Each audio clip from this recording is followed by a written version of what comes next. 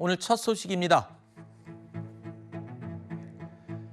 장미란 씨 등 제주 실종 사건을 2차례 허위로 종결한 혐의를 받고 있는 A 경장이 어제 구속됐습니다. 체포 적부심 인용으로 석방된 지 불과 하루 만에 다시 구속됐습니다. 자, 어제 구속 영장 실질 심사에 출석했던 A 경장의 모습을 잠시 보시죠. 교통사고 사망이라고 장미란 씨 입력하신 거 맞으십니까? 허위 종결 인정하시나요? 입력 실수하시는 거 장미란 씨 시신 발견됐는데 하실 말씀 없으십니까? 유가족에게 하실 말씀 없으십니까? 오늘 뭐라고 서명하셨습니까? 범행 인정하시나요? 자, A 경장은 결국 구속됐습니다. 하지만 A 경장이 실종 사건을 허위로 종결한 이유, 도대체 왜 그랬는지에 대한 그 동기는 여전히 밝혀지지 않고 있습니다. 최초 신고 당시에 장미란 씨와 실제 통화를 했는지 여부도 아직 확인이 안 되고 있고 통신 기록을 아무리 뒤져봐도 통화를 한 흔적이 없습니다. 하지만 A 경장은 끝까지 자신이 통화를 했다고 아직도 버티고 있습니다.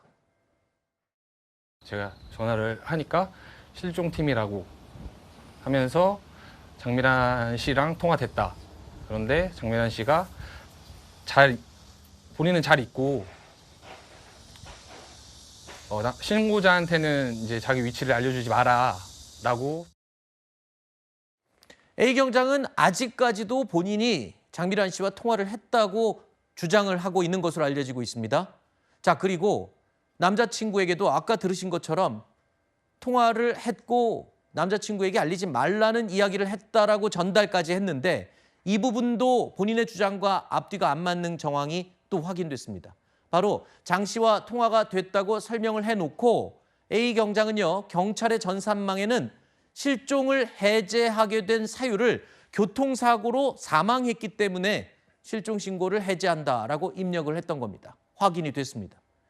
자, 앞서 A 경장은요, 역시 이것도 실수로 이렇게 입력한 거다라는 취지로 해명을 하고 있는데 저는 그 해명은 도저히 믿을 수가 없고요, 팀장님.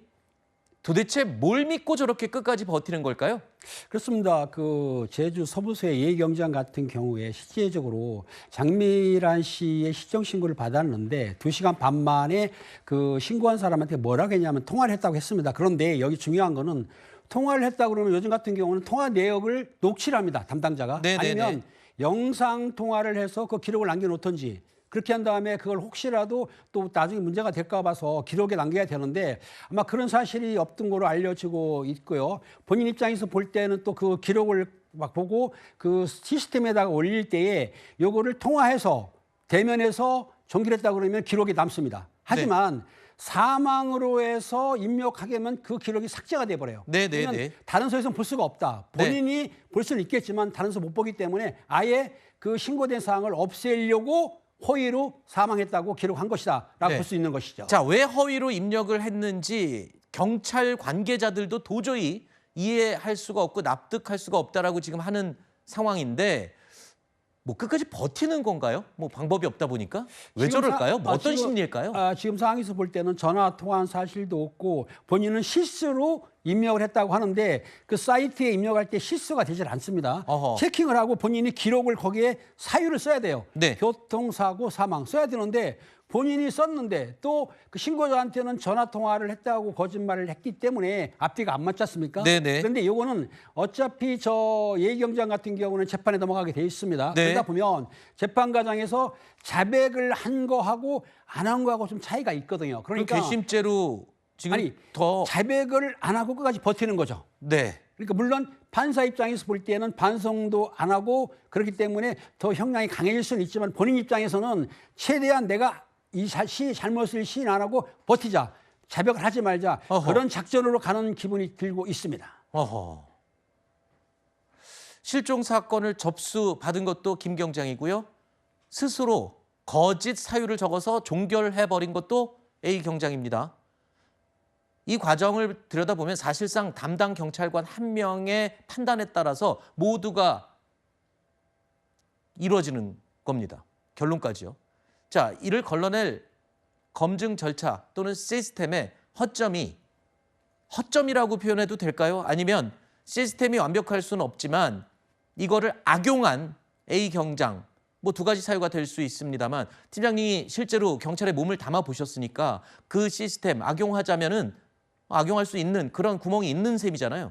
그렇습니다. 이 시스템이 완벽하지가 않은 것은 사실은 그 직원 외에 팀장이 있고 과장이 있고 서장이 있습니다. 그러면 그 야간 당직을 할 때 실종 신고 들어올 때 입력하는 거는 담당이 입력할 수는 있지만은 그걸 해제하거나 종결하면 사건이 종결되는 거기 때문에 그럴 경우에는 팀장이나 계장, 과장한테 결재를 받고 확인해야 되는데 이 시스템을 들어보면은 본인이 팀장이나 계장, 과장한테 승낙을 받지 않고도 그거를 해제할 수 있다는 얘기가 돼 있단 말입니다. 네. 이게 문제가 있는 거죠. 왜냐하면 모든 결제가 사실은 내 위에 있는 팀장, 과장, 계장 이렇게 연결돼 있기 때문에 그분들이 결제를 해야만 종결되는 그렇죠. 거예요. 지금까지 그래서 왔고. 네. 근데 왜 이 시스템은 해제같이 중요한 걸 종결하는 사항을 어째서 본인이 임의할 수 있는가? 네. 이거는 앞으로 고친다고 하는데 지금까지 문제가 없었지만 실제적으로 본인들이 실수할 수도 있고 네. 저렇게 고의성이 있을 수 있기 때문에 항상 내 위에 있는 팀장이나 계장, 과장이 결제를 한 뒤에 네. 종결할 수 있게 시스템이 바꿔야 된다고 생각하는 거죠. 알겠습니다.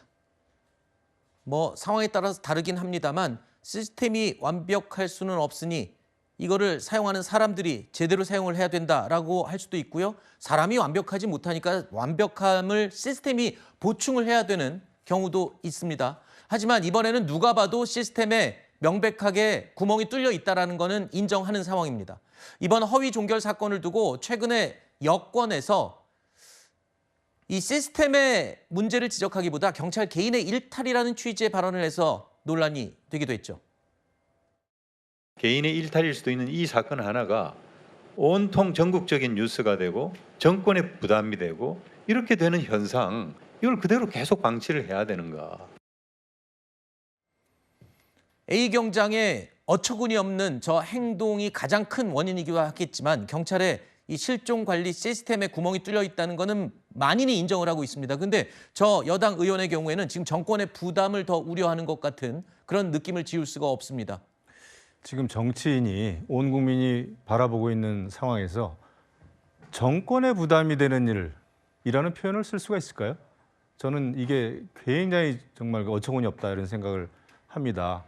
그리고 저는 이게 앞으로도 엄청나게 지금 이대로라면은 앞으로도 엄청나게 비슷한 사건이 일어날 개연성을 보여주는 예고편이라는 생각이 드는 거예요. 네. 아까 뭐 팀장님께서 여태까지는 별 문제 없었다라는 말씀을 언뜻 하신 것 같은데 저는 그렇게 보지 않습니다. 이게 제주 서부경찰서만의 시스템이 아니잖아요. 네. 전국에 비슷한 똑같은 시스템에 의해서 운영이 되고 있는 이런 시스템이라고 한다면은 이런 아주 허술하게 짝이 없는 이런 시스템과 네. 그다음에 또 이것을 운영하는 이 담당자, 경찰. 자질이 없는 경찰. 예, 자질이 없고 능력이 없고 또 악의적인 네. 굉장히 나태한 이런 경찰관이 만난다면은 비슷한 이런 어처구니 없는 정말 안타까운 사건들이 일어날 가능성이 정말 많다. 네. 그런데 이 경찰에게 막대한 권력을 안겨준 형사소송법 네. 이것을 강력하게 밀어붙인 또 정치인들 그 정치인들이 지금 이 사건 앞에서 정권에 부담을 주는 이런 일이 벌어지고 있다라는 말을 할 수가 있는 건가요? 인간적으로? 네. 이렇게 허위 종결 사건을 통해서 이 막강한 수사 권력을 쥐고 있는 유일한 조직이 될 이 경찰. 그 경찰의 사건 시스템 전반에 문제가 있다라는 거는 지적이 쏟아져 나오고 있죠.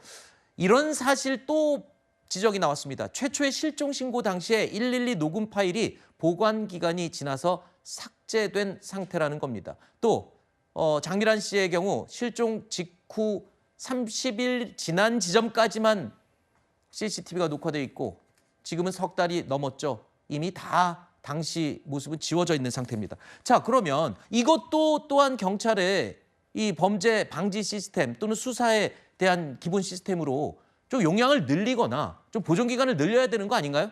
그렇습니다. 제가 이번에 보니까 실질적으로 수사를 하면 시간이 걸리는데 저게 이제 보존 기간이 CCTV 같은 경우에 30일이고 112 녹취 같은 거는 3개월이 된다고 하는데 용량이 부족하게 되면은 그 예산을 투입을 해서 최소 1년 6개월 그렇지 않으면 3개월 이상 늘려야 되는데도 불구하고 한 달밖에 안 된다고 하는 거는 실제적으로 우리가 수사할 때 많은 어려움이 있습니다. 그래서 네. 이번을 기회로 해서 사실상 CCTV 그 저장 능력은 용량을 늘리면 있습니다. 네. 물론 거기에 경비가 들어가겠죠. 하지만 네. 용량을 최소한 6개월, 1년으로 늘려서 네. 사건이 나는 것이 당장 나는 게 아니고 나중에 발각이 되기 때문에 그렇죠. 수사 기간을 좀 연장되기 때문에 제가 보기에는 1개월은 너무 짧고 최소한 3개월, 6개월까지는 늘릴 수 있게 저장 네. 용량을 확보해야만이 사건 수사하는 데 도움이 될 것 같습니다. 알겠습니다.